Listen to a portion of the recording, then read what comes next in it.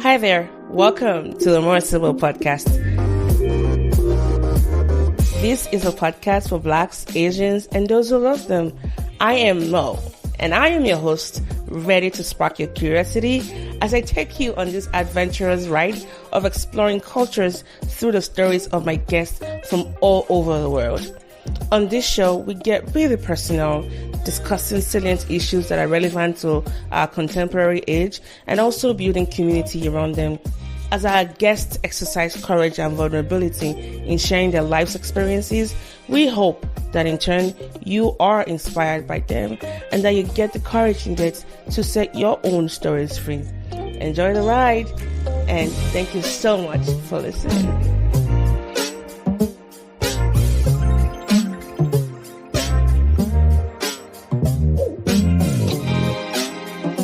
For those who are just joining us for the first time, welcome. And today's story is no different from the types of stories we've been sharing, but it's a little bit different because we are doing a deep dive into a topic that I think is very important, as humans, and you get to understand why I say that. And because of just the delicacy and also the delicate nature, rather, and the importance of this topic, I couldn't think of a better person to have this conversation with. For if you've been an ardent listener of the show, you know him already. So, anyways, his name is Akinola Akinlawon. He's popularly referred to as AK. He's he describes himself as a technocrat, a critical thinker, a gaming enthusiast, a strategist, a friend with a reputation for being an architect of individual and organizational positive change. He got his bachelor's degree with honors in computer science from Cameron University here in Oklahoma, and he has served as a leader in various capacities while being awarded several awards for his visionary involvement, commitment, and academic excellence. As a matter of fact, when he came in the first time on the show, we talked about, funding mechanism he created for international students then at the Cameron University in Oklahoma. He recently got his master's degree, so congrats, Akin, in Management of Information Systems, MIS, at the University of Houston, and he owns an independent IT consulting business called Digital Designs and Engineering. In his spare time, he's a teacher, a pianist, and a poet. Everyone, please join me in welcoming Akin to the show.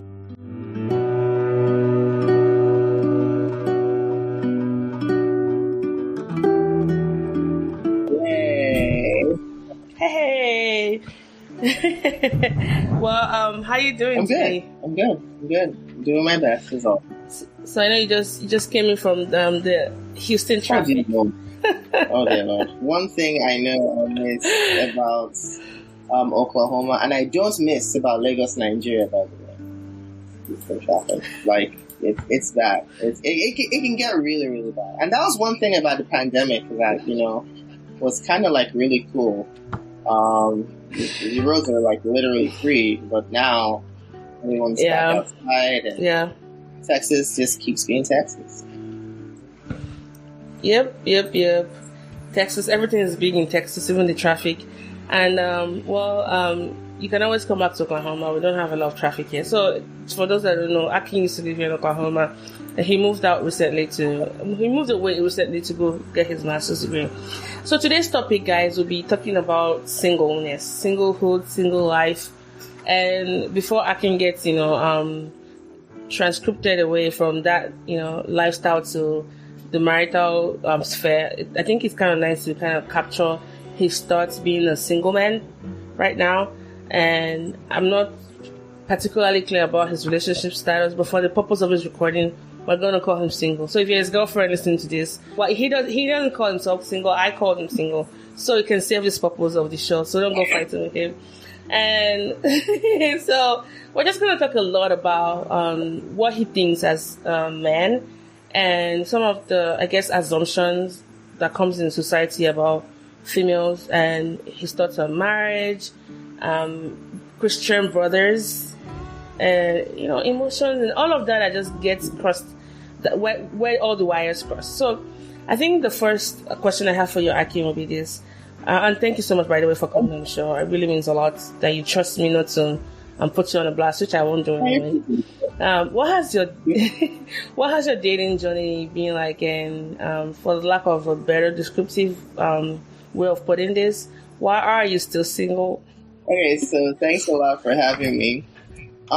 So I, why am I still single? I'm still single because I'm still on a waiting journey, to find that right person for me. And many people tend to. I posted something online, I think, on my WhatsApp status about a day ago, and I said, it looks to me like a lot of people are more interested in getting married rather than being married. And it's something that I think that a lot of people haven't really considered about how serious the situation of getting married or being married is. Married to somebody who might just is not you, can't be like you, doesn't have to be like you, has to be a totally different person. So I'm on that waiting journey of self-discovery and then discovering other people and trying to fish out which one would probably be the best choice for me, of course with God's help, while in the process. So it's just been really me waiting and seeing everything and being honest about the way I go about my decisions when it comes to picking the right person for me. So just to balance out some of a particular point you had made about being versus getting married, what would you say has shaped your thoughts about marriage and what it should be like? Well, the experiences of many of my friends. Many of my friends are married people. And I'm just blessed to have people who are very open about their vulnerabilities around me. And they've shared so many of their experiences with me, and some of the things that I've seen from my family, from my mom's family, from my father's family, and from my friend's family, shows how serious bad marriage or how wonderful a good marriage could be. And it's a thing everybody desires, that dream wedding, and everyone rides on the horse into the sunset. But it takes a lot of work, and that work requires at least some level of maturity and some level of knowledge about how to deal with situations to lead to that point. Okay, so for you, it's more like you having this, preponderance of information about what it really takes to make a marriage work. I want to call it that fear and that, knowledge is what's really restraining you in such a way that you want to make sure you do it right. So you're not just approaching this in a flippant nature, right? Correct? Absolutely. Okay. Because, it's one decision that could alter the entire rest of your life. Literally. And I know a lot of people, divorce rates have been increasing over the years. But every single divorce changes you. Every relationship that you get into, it changes you one way or the other, good or bad. So that's something that you probably don't want to deal with. You know what I mean? Yeah. Relationships really matter. Like, that's one of the... I listened to a podcast because usually that's where I get most of my good information from. It was from NPR, and I forget what particular podcast it was. But they did some studies way back from, I think, the 50s, and they followed people through their lifetime. And one singular thing they came up with was, what determines your quality of life really is your relationships. And out of those relationships, of course, apart from friends and people you hang around with, is also who you're married to. They can make or marry you. And I think most people know that on a fundamental level, but sometimes we forget, and then we do things that belie that very principle that we understand. But what has your dating journey been like for you? Well, I've had a couple of dates here and there. Tell us, spill the beans. I've had a couple of dates, a couple of really good experiences, and a couple, just maybe one or two not very good experiences.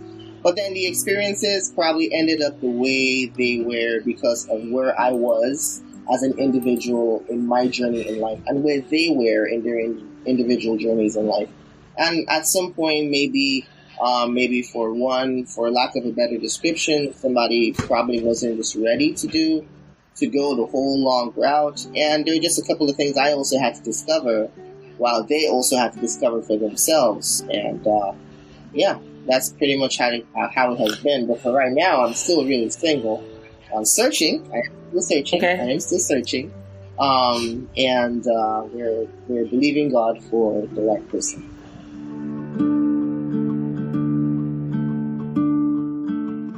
Before I ask you what you expect, it will be like, let's dial back a little bit to what you just said about there was a time in your relationship where you felt like you weren't in the space you needed to be, and the other person probably wasn't in that space as well. So it became a matter of timing.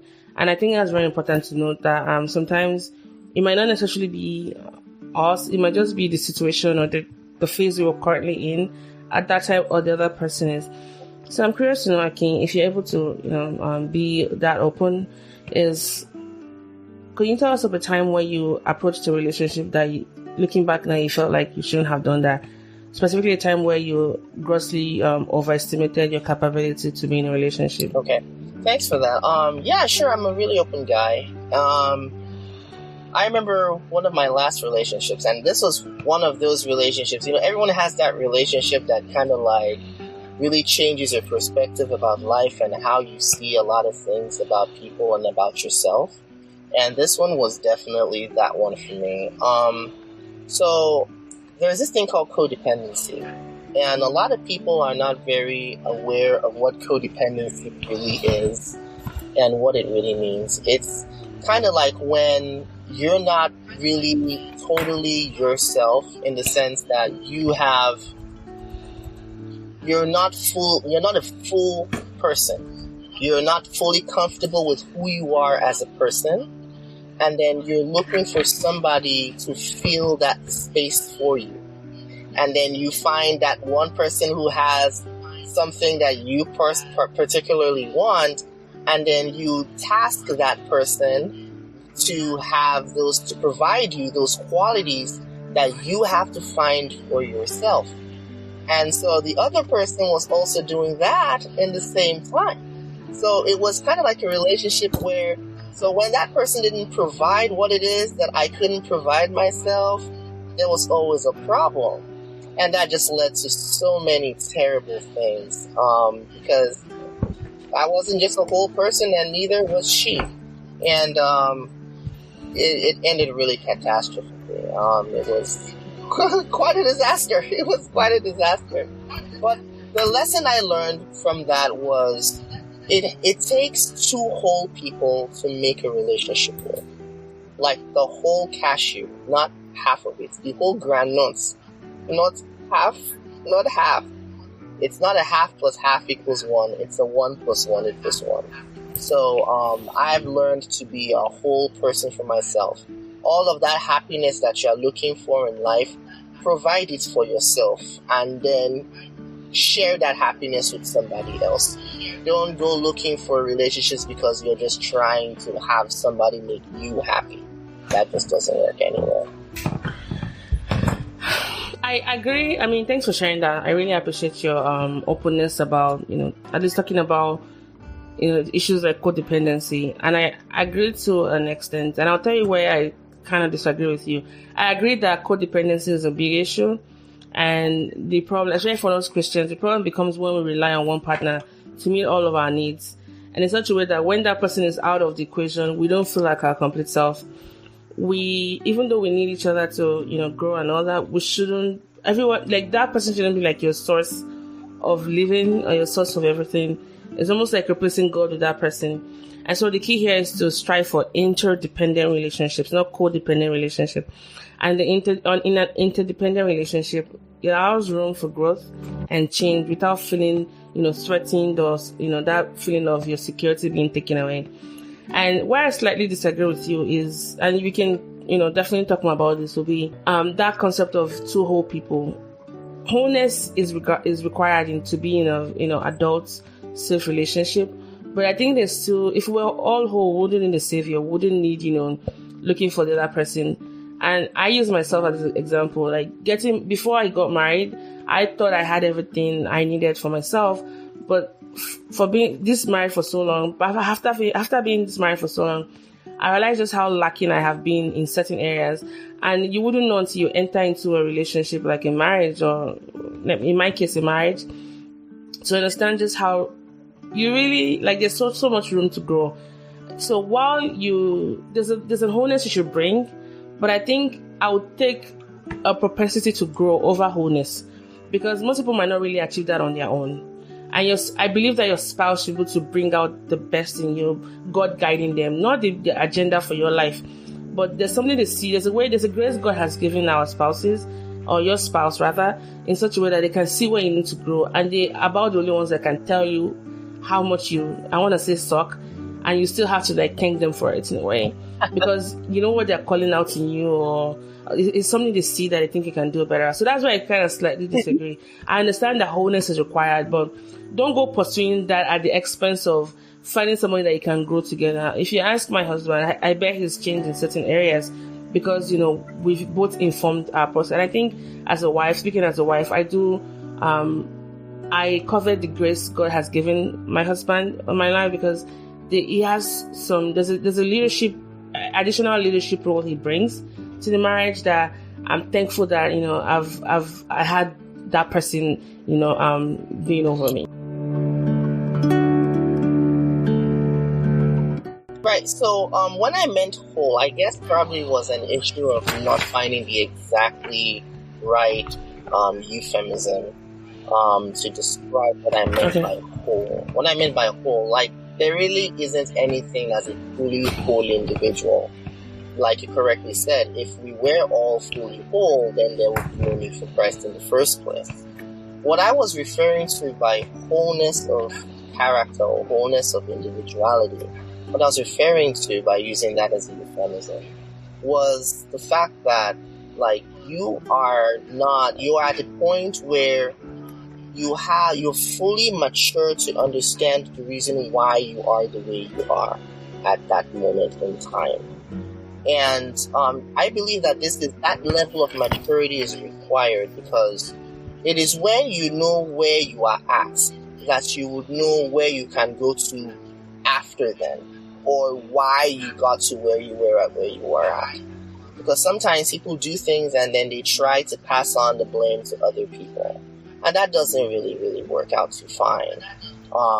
So that was kind of like, so what you were saying was actually pretty correct, but then again, like, I guess probably the expression that I used probably couldn't really justify the definition of what it is that I was actually looking at. Okay. Well, thanks for expanding on that. I mean, we don't necessarily have to agree, but now that you explained your side, it makes a lot of sense, and I do appreciate you for that. So from your past relationship, what would you say are some of the issues that have put you off about some potential partners you've had in the past? What are women doing wrong, in your opinion? I don't think anybody's wrong, to be honest with you. I just think people are in different places. Is that like a politically correct answer because you're on the podcast? Well, it sounds very... Because we can hash it out right now. I know... It does. It does. PC. It sounds PC. I know it sounds very political, but hear me out. I don't think anybody per se is wrong. I just think that because, I mean, you have to look at it based on context. And when contextuality comes into things, it gets a little bit of a gray area, right? So I don't think in my situations, okay, now there's some situations that people who are listening could go through and like, no, girl, you got this wrong, or bruh, you got this wrong. But in my situations, I think I've been blessed with being around good people. And the reasons why they ended was not because anybody was particularly wrong. I just think that in my relationship experience, the relationships that didn't work were just based on where we were as individuals and what we wanted for our future, or what we desired at that moment, which of course it grows. For example, there are some specific things. I remember one time I was dating a very wonderful young lady. She's married now. And one of the problems I had was the fact that she was older than I was. And I hadn't really thought about it. I had never really thought about, okay, can I marry an older woman than I was? An older woman than myself? And turned out that now I can. I actually can marry a woman who's older than I am. But back then, I didn't. And that kind of like dials back to what you mentioned about room for growth. So in myself, I felt that, okay, well, I don't think I want an older woman, but now I do. But I ended that relationship partially because she was much older. And I hope she doesn't listen to this because she probably would know who she'd be able to identify. But hey, whatever, I don't know. If I were, I don't know how to say it. If I wanted to counter you based on assumptions people make, people say you've gotten older, then you're desperate now. Anything goes, right? But then you're being picky. It feels good to say that to a man because my friends hear that a lot. Right. No, I can imagine that. I can imagine that. Yeah. It's a tough word out there. Now, another thing I'd like to ask you will be this. Culturally, men are the providers, and usually, now we know that given the advancement that has been made for women, thank God for that in so many ways. Sometimes even though sometimes I think like I would have loved to be a kept woman. And now we're finding more women like earning more and assuming more wealth and all that, which, has some of its potentials, good things rather. Well, given that these days more women have become if not even more financially successful as their male counterparts, and in some cases even surpass them, like I said. But as you know, some men might find this as a threat. Do you think men should be intimidated by successful women? And because I do have a lot of friends who are doing so well. They have their businesses. Some have even bought their houses. They have cars. And sometimes they tell me of how, even within their families, they have their moms telling them, oh, don't do that so much. You become threatening to the men. Case in point, even me, even though I got married quite young in my 20s. But I remember after finishing college, my dad was supposed to get me a car because he had promised if I, bagged the first class degree, I was going to get a car. Well, he ended up buying me a car, but it was a used car. And I was like, I wanted a brand new car. And he said this to me, like, oh, if I buy you a car, then who's going to marry you? Oh, wow. It's going to be intimidating. And he was not joking about that. Like, he was serious about that. Like, he didn't want me to come off as if I had everything. Almost like, let's create some holes in your life so that a potential man can see you. And he meant well when he said that. So along that line, for women that are, there's no man yet, but let me just keep living my best life. Are they doing it wrong when they keep, assuming all of this wealth and leadership positions and, places of power and authority?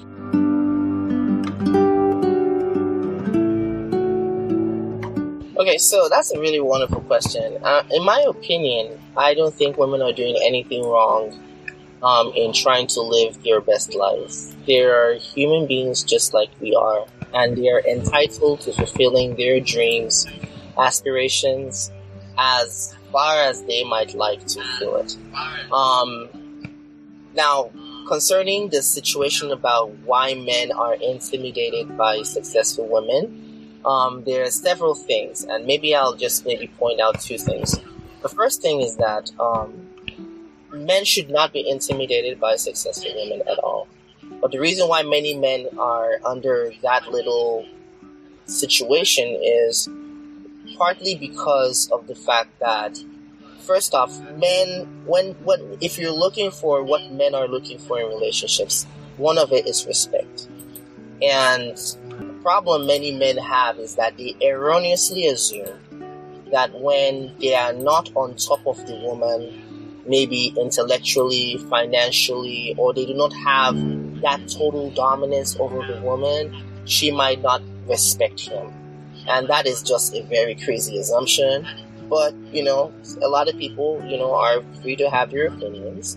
But men are afraid of having a woman that can stand shoulder to shoulder to him and tell him that, because they're afraid that she might not respect him. And, well, a lot of people, unfortunately, from experience, I have many male friends who have experienced situations with women that, they married or they were dating that felt that they were at the same level, and you're like, you can't talk to me, you're not the boss of me, that kind of thing. And many men just don't like that.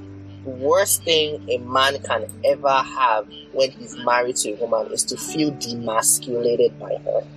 And sometimes maybe women should have like sister talk about this, because you can't just go demasculating man, because the man always has that feeling of trying to be, a person can be a man, but not everybody is a husband.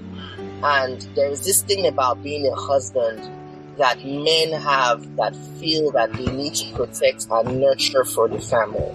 And when the woman tries to superimpose that position where she's taking on his role, it kind of causes those kind of conflicts mentally and psychologically. Another problem, which was the second point I wanted to bring out, was that, as a result of this, boys are being trained in very many ways, and cultural values across, especially in Africa. I think also even in Asia and some other climes, they are taught that, men are supposed to be the ones in power and women are supposed to be a man's property. And I think that our societies especially in the West, are working to improve on that, to make, girls believe that, you are just human beings just like us, but a lot of boys are trained to believe that a man's place is to be on top of the woman at all costs. And it even goes as far as religion. Some religious circles actually preach that, and as a result of that, that's what we got, so that's, I think, is probably why the situation still exists. I mean, thank you for that. That's a very good point. And in reading more and also watching a lot of shows and talking to people, I do agree with you that a man's fundamental need is respect, and is the way even a woman's fundamental need is love. And I think the advancement of women into spaces is made for such a way that sometimes it's hard for us to still retain our feminine side. I'm not trying to oversimplify these issues, but that's one of the untoward effects of, I guess, advancing women's rights, which I do. I like the fact that we now have options. So if you want to be whatever you want to be. But if your goal is marriage, and marriage to me still, it's probably one of those institutions that is still kind of I want to say traditional in its rights. It hasn't evolved a lot compared the advancements we've seen in the world. Marriage hasn't caught up with that jet speed, of advancement. So it's still traditional in its right. Now you can have modern marriages. We're not talking about that, but most marriages are traditional, and there's always that hierarchy. The man on top and the woman below. And if you're a boss at work, you have a masculine side to you. And then you come home, you're supposed to shed all of that away. Sometimes it's hard for you to do that. And even before you even get married, it's hard for some women to shed away that, because all you've just done in your life is just to hustle, because your parents taught you to go to school, get your degree. And before you know it, it's wow, I'm 35. I don't have anybody. But you've spent these years, trying to amass all of this. And we don't really get told about you seeking what you want. If I could go back in time, I wish someone had told me, for example, with prioritizing my career over having kids. I don't have any regrets in that area, but I wish that I made those choices just because it was just what I wanted to do. But I didn't think I really sat down to think about the implication. Pharmacy school was this number of years, PhD was this number of years, master's in medicine was this number of years. And as a woman, your biological clock is just, going away. I wish I had that frank conversation with myself as a teenager. It's good to think about your career, but here's what you're going to give up. But I think a lot of us have been told lies about we can have it all. And sometimes, yes, you can have it all, but not everything. You can't have everything all,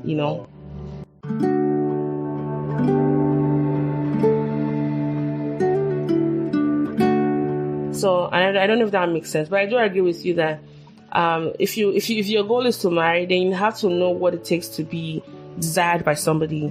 And if you're trying to attract a man, find out what it means for a man to see you and notice you. And but that said, many good people, many good girls fall prey to bad guys who just want to catch fun and while away time. Why do you think guys behave this way? And this cliche, I'm going to just ask you right away: where are all the good guys, Akin? And I'm asking for a lot of time. Where are all the good guys? There are good guys everywhere, but not every good guy is for everybody. And not everybody is for the good guy. So, I was talking to somebody about this and I said, I'm becoming more and more convinced that when it comes to picking a partner, it's kind of like choose your battle. The guy is very sensitive. He loves me as a woman, but he's too short. The guy is 6 feet, fully muscular and athletic, but he beats women. The guy is 6 feet, fully functional. He's very, very loving and everything. He has not yet given his life to Christ.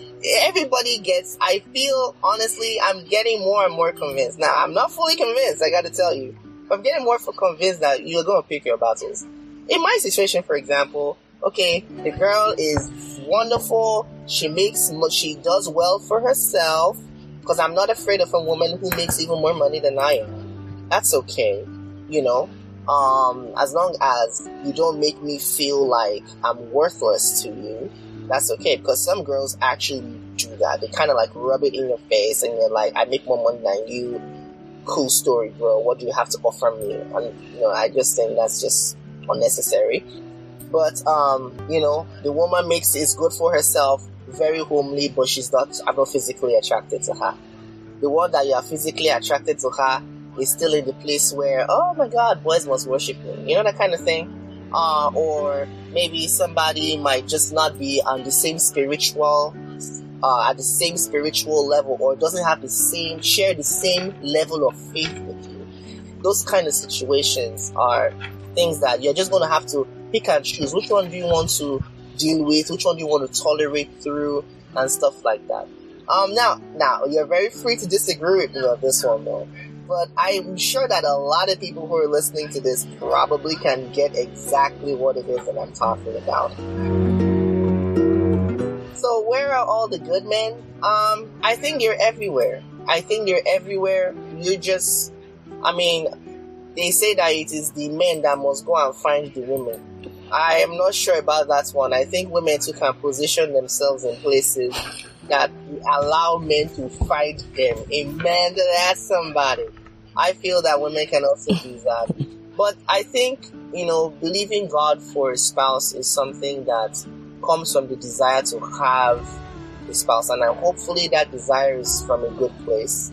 And I believe that God always has a way of making the right people meet.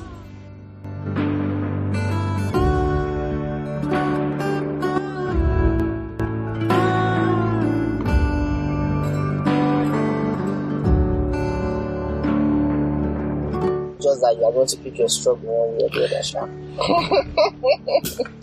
So let me just clarify something quickly about picking one's battles. Is that coming from you thinking, or maybe let me just be clear about it? Is it like women do you think they're selective or they're too picky? Is that what you mean by picking your battles? Well, are women too picky? I think everybody has the opportunity to be picky or not. I don't think all women are picky. I think some people are picky. I know I'm quite a picky guy. And I think my own justification for that is that I believe that for the kind of person that I have become or have developed myself to become, not just anybody would do. And I am willing to wait to get what it is that I feel is comfortable for me. But to say that other people or everybody else is picky for that, no, I don't think so. But people have the right to choose what it is that they feel works for them. Okay. It's better than just choosing randomly and ending up with premium tears, right? Fair enough. So still talking about good guys. I've had this problem come up a lot with my friends, and we've cried together, we've shouted and screamed towards the heavens together. Is when, and I know women do this as well, but let's focus on men now because you are representing them. Sorry to say that you're representing the men on the show, but you're a man on the show, so I'm going to ask you this. What's this thing with ghosting ladies? Especially when you lead them on to believe there's something. I mean, there's something there. You guys were talking, all of a sudden you just ghost them. Or the ones that would, you're dating them and then before you know it, they're about to get married to somebody else. Like, why do they do this? What do you think is happening in these situations like this? I think that, so I don't do that. So I can only try to make an educated guess. So that's my little disclaimer. Why do men do that? Well, first off, like I said, men have their own foundational beliefs about women and how women are. Some men believe that women are also making decisions on cheating on them, and they're trying to win in this so-called love game. And so they kind of like play that little chess match or that little Game of Thrones on making sure that they don't lose out in the relationship. That's for some kind of people. Some kind of people like to have several options. And then, maybe they don't manage those options properly. And this is where my problem is with those kind of people. Many of them tend to do things dishonestly. And remember in my introduction, I mentioned something about being honest about my dealings with women. Let's say I'm talking to somebody and I've made the decision, because men make decisions and they make them pretty quick. Sometimes they don't, but they make decisions pretty quick. If they know that this relationship is not going to go, and deep down in your heart, please find a way to let the sister know, And sometimes, the ghosting thing is one way that maybe guys who do not know how to communicate that we are not escalating beyond the relationship, feel that it's an easy way to let the girl down gently so that she can go away, because they don't know how to communicate the fact that, hey, baby girl, I know we've been talking for a while, but unfortunately, we cannot proceed further with this application. Good luck on your further endeavors, right? Some men don't know how to communicate that, so they just end up vanishing and disappearing. And those ones that probably have maybe more than one option, can then shift to the next best option. And many guys believe that girls do the same thing. So there's that. Then there are just those that honestly are, like we mentioned earlier, they're not whole people. They're looking for somebody to fill a blank spot. And so one person feels the sexual need, this one feels the wife duties need, this one helps him cooks and cleans, this one helps him do that. And then when that person has a problem with it or is looking for exclusivity, he just drops that one off and then moves on to the next best option. So those are, I think, 3 cases that could be considered considering that situation. Well, I think ghosting definitely happens both ways, because, I've had friends who will tell me, when I just stopped talking to that guy. And but you guys were things. Ghosting happens in both ways, just to be very clear about that. And then I think the last bit that he had talked about men, having multiple options, I think it's just basic economic principles. There's a lot of demand and supply. And the fact that I know, women, we complain about men a lot. We've made things a lot easier, I think. And I don't want to sound like, I'm not going to sound like a purist or things, but I think that there's so much power we have as women, but a lot of us don't seem to remember that. I would want to just go with what everybody else is doing, giving things away so easily, giving your trust away, giving your space away, giving your femininity away rather. And if it's a dime a dozen, a real man will want to value you above and beyond that. So I guess the key point here is, while you're trying to get married and all that, keep finding ways to add more value to yourself, and don't cave to peer pressure. Don't do things that you're not comfortable doing just because you want to please somebody who doesn't have a time or day for you. If they are stringing you along, then you don't want to be with that person anyways. Don't say out of desperation, you lose yourself, you lose your morals. And we pray that you make the right decisions. We're kind of winding down here, but I had 2 questions for you. One would be, what life lessons have you learned from being single?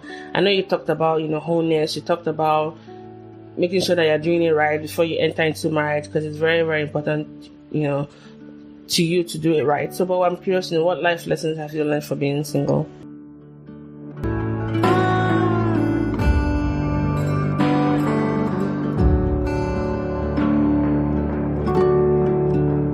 Well, the one life lesson I've learned from being single is honesty. Believe it or not, it's honesty. Honesty and trust are the hallmarks of a seasoned individual. And If you are somebody who is not trustworthy or is not honest about your dealings, you probably want to fix that first before you go into a relationship. Because and my experience about being being single is about my dealings with other people and how these relationships have affected me have taught me day to day about the importance of being open, being vulnerable, and being honest about my dealings. Because I realized that everybody's looking for somebody to depend on. But can they depend on you too? It's also a very important question that a lot of people need to ask themselves. It's not just one thing for you to always look for the dependent person. You have to be somebody that somebody else can depend on, and that involves a level of maturity, that involves a level of growth, that involves a level of involvement that will help you and the other person grow. Life is not only just about you. Life is also about other people. God came to the world, yes, to save us, but He saved us because we are just as important as everybody else. And the moment you start to see that you can love your neighbor as much as you love yourself, then that allows you to become, a better candidate, in my opinion, for what the rigors of marriage would probably entail down the years. Oh, okay. Honesty and truth. Those are key points. And whether we get married or not, I think those are two things we also need to imbibe, traits you need to imbibe to navigate the world peacefully. Like all of your dealings, stay honest and tell the truth. I have amazing friends who are still single, and I know a vast number of them desire marriage, and they are inching, towards, their 40s or even late 30s now. And there's always that looming fear of, is it going to happen? Is it going to happen? There was something you mentioned earlier on about it's not just, being found by a man, but strategically putting yourself in a position where the man can find you. For, this category of friends that I just talked about, would you have some tips you'd like to provide to them as far as, being more visible in such a way that they can attract the kind of men that they want? It depends. First off, they have to have an idea of what kind of man that they want. If you want a man who, I know everyone's going to say, okay, church, but then so many brothers in church are not, as what they seem to be or what they say they are. Yes, that is very, very true. But the truth of the matter is that if you stand in the street and you close your eyes because you don't want to see bad things, good things will pass you by and you will not see them too. That is the truth. So, we're going to go back to the drawing board. If some people just need to start going out a little bit more. And this is something that I even had to tell myself. People are not just going to come and knock your door. Go, hi, I just want to marry you. Even if somebody did that, you'll probably be very scared. So, you're going to have to find friends and build relationships with people. Many girls just feel that they can just live their lives and they don't want to go and explore. They don't want to do anything new. They don't want to build. I love what T.D. Jakes said once. He said, you want to know what makes you interesting? The fact that you have interests. It's your interests that make you interesting. When you have interests, then you become interesting. Many girls are not interesting because they don't have interest. They just want to pray and fast all day long. Cool story, man. You can keep doing that. That's okay. But you'll find out that these so-called bad girls, it's not about the fact that they are bad girls. It's that when they moved out a lot, they gained experiences that made them interesting. So, if there's any girl out there that doesn't go out and all that she does is go to school, go home, and go to church, man, you need to find another location to go to. Even if it is church, find a life group or something. Get yourself, learn something new. Try something different with other people. Not everybody is your next door witch or your next door wizard. There are things out there and you can explore. In fact, you'll find out that the more you explore, you begin to realize that maybe sometimes I've seen people, I know girls, that it was when they began to explore, they realized that they were not even ready for marriage in the first place. They just suddenly realized it, that, honestly, there is actually more in this life that I would like to explore as a single person before I get married. So it's not, African culture, I'm sorry to say, has stymied the world in a very weird algorithm. You go to primary school, you go to secondary school, you go to university, you graduate from university, then you go and find a husband, then you go and give birth to babies, then you grow old, then you retire, and then you die. Like, come on, there's got to be more to life than that.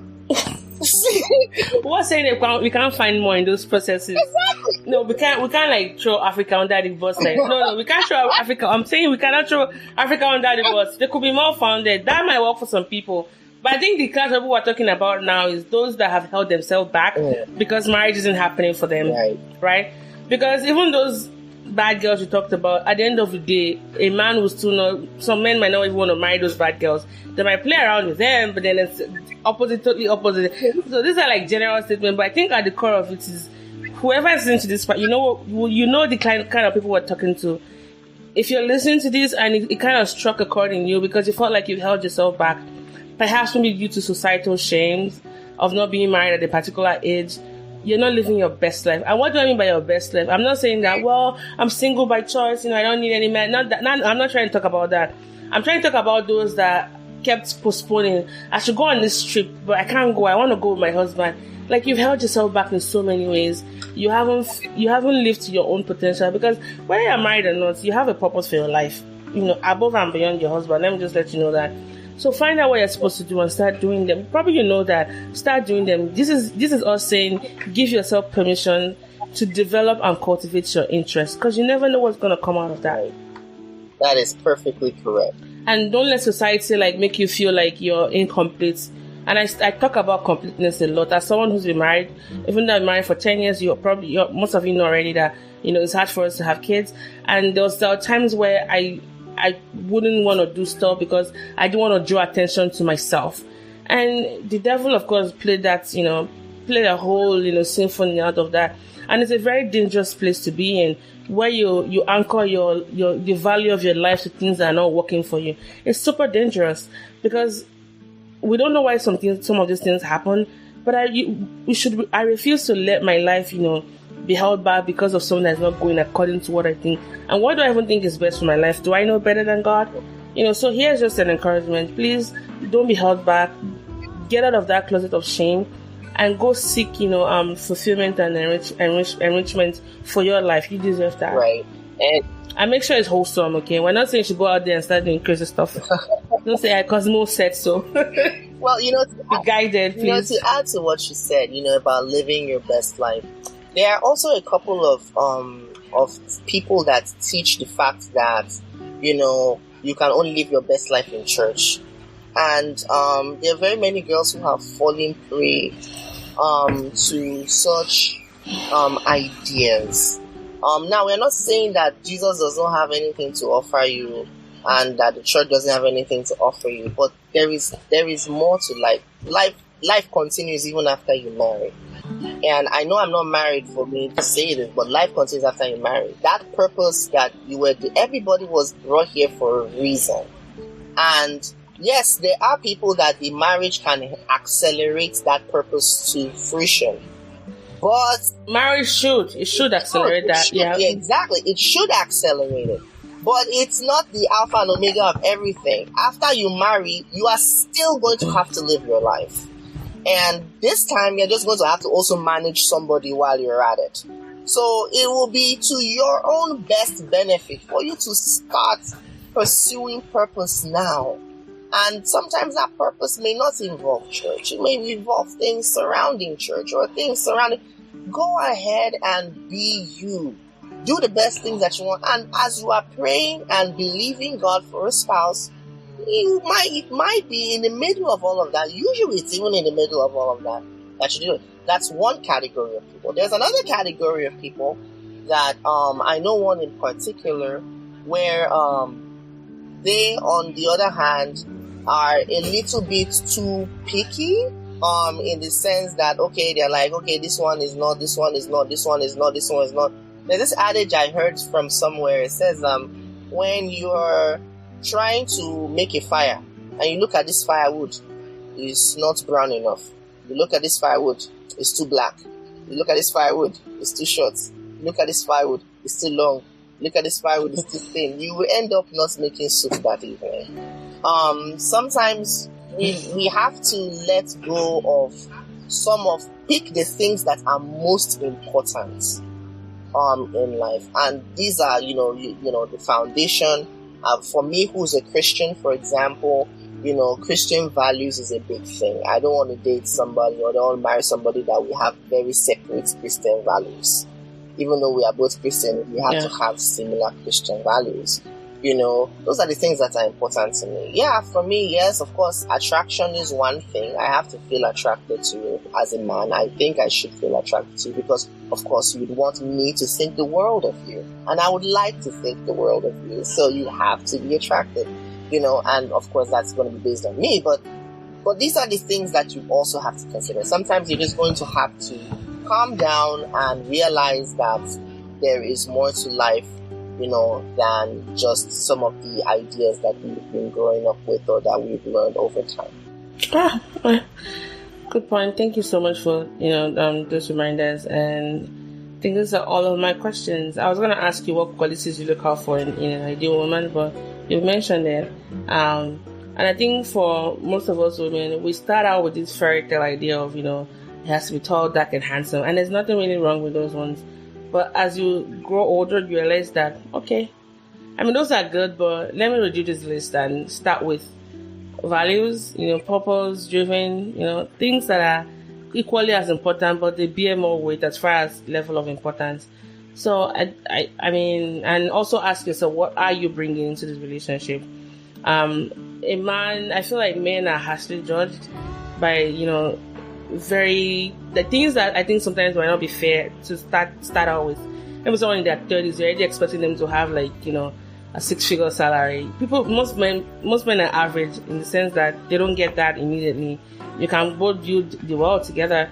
But I feel like women, if we're to be judged by that same yardstick, many of us won't meet up to it. Not like finances, but when it comes down to the nitty gritty, most women are judged by their looks and your ability to take care of a home. It's a sad reality, but that's just really what it is. But above and beyond these generalizations, whether you're a man or a woman, always ask yourself, what are you bringing? Are you have your value list, but are you also are you adding value to yourself so that your man of your dreams or woman of your dreams can also see that value in you? So yeah. And with this, I just want to say, Aki, thank you so much for coming on the show today and sharing all of this. And thank you. I want to say thank you. This was fun. Well, I hope everyone gets to listen to this, gets to find something that, speak to them as well. And, you've brought up a couple of really excellent points. And I'm very glad to have these kind of conversations from time to time. Yes. All right, guys. Well, that was it. Don't forget to check out other episodes. And I remain your host, Sibyl. Bye for now.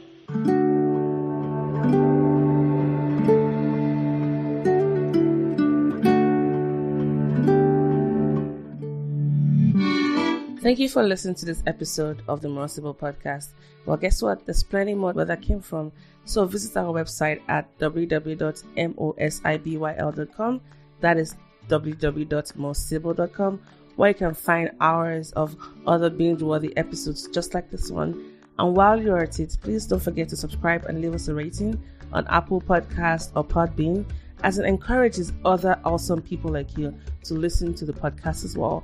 We are now officially on Podbean. It has an app. You can catch up on missed episodes and also get a notification when we have new episodes. Do you have a question for our guest, feedback on the episode, or a suggestion for a future guest? Then please get in touch with us by sending us an email at talktomo@mosibyl.com or connect with us via Instagram at the Sibyl Podcast.